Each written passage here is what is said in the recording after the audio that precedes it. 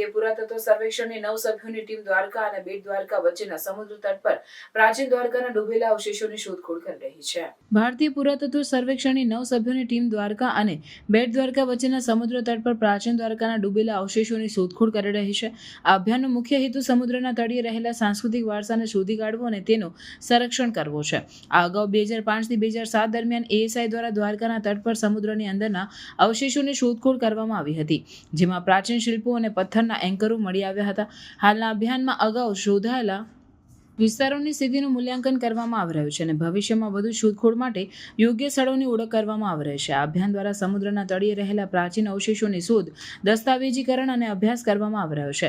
તેમજ પુરાતત્વવિદોને પાણીની અંદરના ઉત્ખનનમાં તાલીમ આપવામાં આવી રહી છે. આ અભિયાનમાં ભારતના સમુદ્ર પાણીની અંદરના સાંસ્કૃતિક વારસાને ઉજાગર કરવા માટે મહત્વપૂર્ણ છે. આ અભિયાનમાં સમુદ્રના તળિયે રહેલા પ્રાચીન અવશેષોની શોધ, દસ્તાવેજીકરણ અને અભ્યાસ કરવામાં આવી રહ્યો છે.